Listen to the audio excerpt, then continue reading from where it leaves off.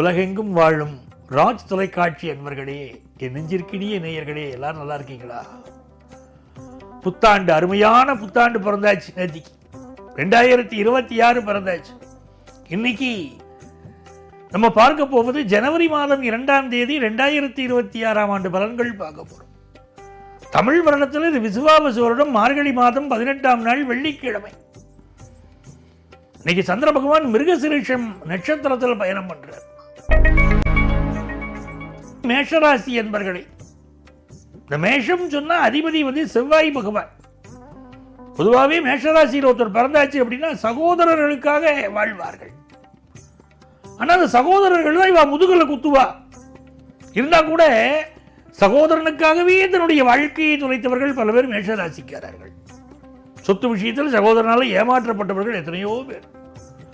அப்படி மேஷராசிக்காரர்களுக்கு அதிபதியா இருக்கக்கூடிய கிரகம் செவ்வாய் கிரகம். அதனால்தான் இந்த சோதனைகள். இந்த செவ்வாய்க்கு 3 நட்சத்திரங்கள், மிருகசிரீஷம், சித்திரை, அவிட்டம். இன்னைக்கு மிருகசிரீஷம் நட்சத்திரம். இந்த நாளை பொறுத்த வரைக்கும் கந்த சஷ்டி கவசம் படிக்கணும். கந்த சஷ்டி கவசம் படிப்பது என்பது உங்கள் வாழ்க்கையில் நல்ல சொத்து சுகத்தை தரும், வியாபாரத்தில் லாபம் தரும் நல்ல நாளாக இந்த நாள் உங்களுக்கு அமையும். ரிஷபராசிக்காரர்கள் முருகப்பெருமான் வழிபாட்டு நீங்க செய்யணும்.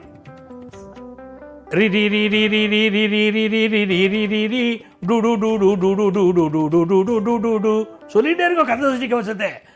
கந்த சஷ்டி கவசத்தை சொல்ல சொல்ல உங்கள் வாழ்க்கை இனிக்கும்.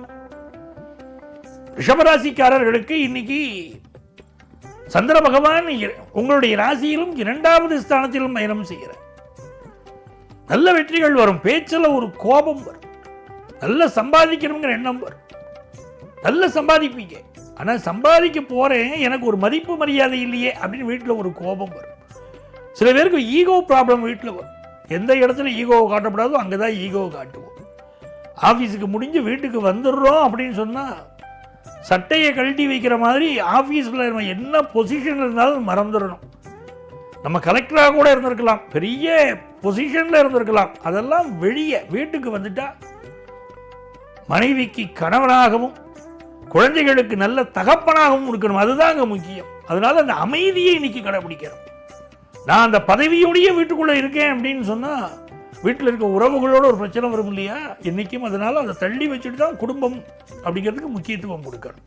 இந்த நாளில் சகோதர உறவுகளில் விட்டு கொடுத்து செல்லணும்.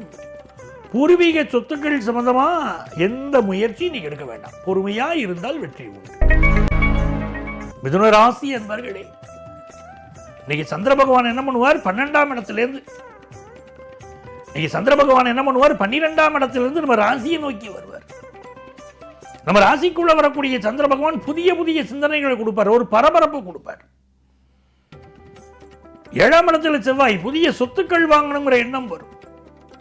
ராசியில் இருக்கக்கூடிய குரு பகவான் பிள்ளைகளை பற்றிய செய்தியை, சிந்தனையை கொடுத்துட்டே இருப்பார். அடடா, என் பையனுக்கு இன்னும் கல்யாணம் ஆகலையே, சரியான பொண்ணு அமையலையே, எப்போ அமைய போறது அப்படிங்கிற சிந்தனை சிலருக்கு இருக்கும். என்னுடைய மகளை படிக்க வைக்கிறமே, படிக்க வைக்கிறதுக்கு பணத்துக்கு என்ன பண்ண போறேன் அப்படிங்கிற எண்ணம் சிலருக்கு இருக்கும். அப்படி பிள்ளைகளை பற்றிய சிந்தனை இருக்கும். சில பண நெருக்கடி இருந்துகிட்டு தான் இருக்கு. ஆனால் நீங்க சமாளிச்சிருவீங்க. நல்ல அறிவுரை சொல்லுவீங்க. உங்கள் அறிவுரையால் பலர் வாழ்வார்கள். உங்களுக்கு பஞ்சமாதிபதி சுக்கிரன், மகாலட்சுமியுடைய அனுக்கிரகம் கிடைக்கக்கூடிய அற்புதமான ஒரு நாள். கடகராசி என்பர்களே, கடகராசிக்காரர்களுக்கு சந்திர பகவான் லாபத்திலும் அயன சயன ஸ்தானத்திலும் அமரப்போகிறார். ரொம்ப நாளா எனக்கு வேலையே கிடைக்கலையே அப்படின்னு சொன்ன கடகராசிக்காரர்களுக்கு இப்ப வேலை வாய்ப்பு கிடைக்கும். இன்னும் சிலருக்கு பார்த்தீங்கன்னா ஆபீஸில் ப்ரமோஷன் கிடைக்கும், சிலருக்கு டிரான்ஸ்பர் கிடைக்கும். ஆனால் கண்களில் ஒரு உபத்திரவம் சிலருக்கு இருக்கும். இப்போ 6ல் சுக்கிரன் போயிட்டு இருக்கார். கண் சம்பந்தப்பட்ட நோய், சுகர் கம்ப்ளைண்ட் சம்பந்தப்பட்ட ப்ராப்ளம் சில கடகராசிக்காரர்களுக்கு இருந்துட்டு இருக்கும். கண்களில் ப்ரெஷர் இருக்கும். சரியான மெடிக்கல் அட்வைஸ் எடுக்கணும். அதே சமயத்தில் கண் மருத்துவர்கள் நல்ல பெயரும் புகழும் பெறுவார்கள். வியாபாரத்துக்கு தேவையான கடன் உதவி கிடைக்கும். இளைஞர்களுக்கு நல்ல வேலை வாய்ப்பு கிடைக்கும். சிம்மராசி என்பவர்களே, சிம்மராசிக்காரர்களுக்கு சூரிய பகவான் பூர்வ புண்ணிய ஸ்தானத்தில் இருப்பது ஒரு யோகம். குரு பகவான் அவரை பார்ப்பது ஒரு அதிர்ஷ்டம். சிவராஜ யோகம்னு இந்த யோகத்துக்கு பேர். நல்ல பேர் புகழ், நல்ல வெற்றிகள் எல்லாம் உண்டு. இன்னைக்கு 10ஆம் இடத்துல இருக்கக்கூடிய சந்திர பகவான் பலருக்கு நல்ல வேலை வாய்ப்பை கொடுப்பார். சிலருக்கு இன்னைக்கு ஆஃபீஸில் ப்ரமோஷன் கிடைக்கும். உங்கள் பிள்ளைகள் வாழ்க்கையில் முன்னேற்றம் இருக்கும். அதனால் ஒரு சந்தோஷம் உங்களுக்கு வரும். எதிர்பார்க்கிற தனலாபம் வருவதனால் இது நல்ல நாளாக உங்களுக்கு அமைகிறது. கன்னிராசிக்காரர்களுக்கு புதன் பகவான் 4ஆம் இடத்துல விசேஷமாக இருக்கார். அதனால் சொந்த வீடு மனை வாகனம் வாங்கக்கூடிய யோகம் உங்களுக்கு பெருகி வருது. சகோதர உதவி நல்லா இருக்கும். நல்ல ஒரு கார் வாங்கணுங்கிற ஆசை இன்னைக்கு நிறைவேறும். 10ஆம் இடத்துக்கு சந்திரன் வரப்போறார். தர்மத்திலும் பிறகு கர்மத்திலும் சந்திர பகவான் அமர்கிறார். அப்படிங்கிறது நல்ல கல்யாண செய்தி வந்து சேரும். வெளியூர் பயணங்கள் வெளிநாட்டு பயணங்கள் கைகூடும். நல்ல உத்தியோகம் அமையும். புதிய தொழில் துவங்கும் யோகம் இன்னைக்கு உண்டு. துலாம் ராசி என்பர்களே, இந்த நாள்ல சந்திர பகவான் மத்தியானத்துக்கு பிறகு உங்களுக்கு நிறைய நன்மைகள் செய்வார். காலை நேரத்தில் கம்முன்னு இருக்கணும். மாலை நேரம் மகிழ்ச்சியாக இருக்கும். இந்த நாள்ல உங்களுக்கு வெளிநாட்டிலிருந்து வர வேண்டிய நல்ல தகவல் வரும். அதே போல ஆன்லைன் பிஸ்னஸ் ரொம்ப நல்லா இருக்கும். வெளிநாட்டிலிருந்து பண உதவிகள் கிடைக்கும். ஹையர் எஜுகேஷன் வாய்ப்புகள் கிடைக்கும். ரொம்ப நல்ல நாளா இந்த நாள் அமைகிறது. ராசி அன்பர்களே, இந்த நாள்ல சந்திர பகவான் 7ஆம் இடத்துல காலையில் இருக்காரா, எல்லா விஷயத்தையும் காலையிலேயே பண்ணிக்கிறோம். சாயந்தர நேரம் வரும்போது புதிய முயற்சிகளை செய்ய வேண்டாம். இரவு நேரத்து பயணத்தை இன்னைக்கு அவாய்ட் பண்ணணும். இந்த நாள் சிலருக்கு பார்த்தீங்கன்னா தலை சம்பந்தப்பட்ட பிரச்சனை, கழுத்து பகுதிகளில் பிரச்சனை, அதெல்லாம் இன்னைக்கு சிலருக்கு கொடுக்கும். இந்த நாளில் யாரை பற்றியும் ஏளனம் பண்ணி பேச வேண்டாம். ஆஃபீஸில் உயரதிகாரிகளை கிரிட்டிசைஸ் பண்ணி பேச வேண்டாம். உங்கள் அறிவு அது நீங்கள் புரிஞ்சுட்டா போதும். மற்றவர்கள் அதை அப்ரிஷியேட் பண்ணணும்னு எதிர்பார்க்க வேண்டாம். தனுசு ராசி அன்பர்களே, தனுசு ராசிக்காரர்களுக்கு மிக மகிழ்ச்சியான ஒரு நாளாக இருக்க போகிறது. குறிப்பாக நல்ல வேலை வாய்ப்பு இன்னைக்கு கிடைக்கும். அதே மாதிரி எதிர்பார்க்கிற கடன் உதவி கிடைக்கும். பிஸ்னஸ் பண்ணுறவாளுக்கு பிஸ்னஸ் டெவலப் பண்ணக்கூடிய லோன் வந்து சேரும்.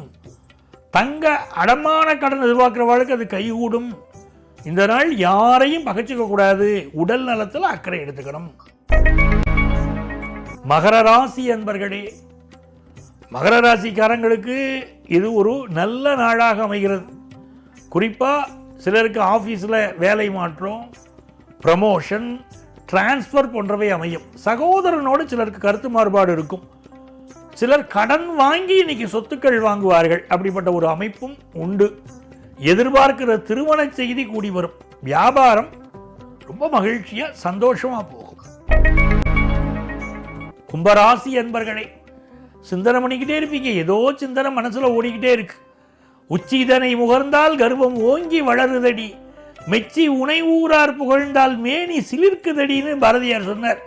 அப்படி இந்த நாளில் உங்கள் பிள்ளைகளை பிறர் புகழ்கிற போது அப்படி உச்சி குளிரும், மனசுக்கு சந்தோஷமா இருக்கு.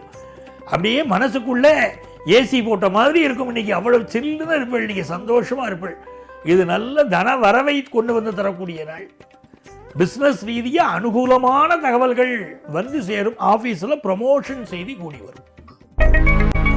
மீனராசி என்பர்களே, கிழமை நாயகன் சுக்கிர பகவான் 10ஆம் இடத்தில் இருக்கிறது ஒரு அதிர்ஷ்டம். இது பெண்களுக்கு மிக உயர்வை தரும். இன்னைக்கு நல்ல தன லாபம் வரும். புதிய கார் வண்டி வாகனம் வாங்குற எண்ணம் வரும். அலுவலகத்தில் சிலருக்கு வேலை நெருக்கடி இருக்கும். சமூக வலைத்தளங்களின் மீது ஈடுபாடு கூடும். இதனால் எதிர்பார்க்கிற நல்ல தகவல்கள் வரப்போவதனால் இது ஒரு நல்ல நாள். இவர்களே, நாளைய பதிவில் மீண்டும் சந்திப்போமா?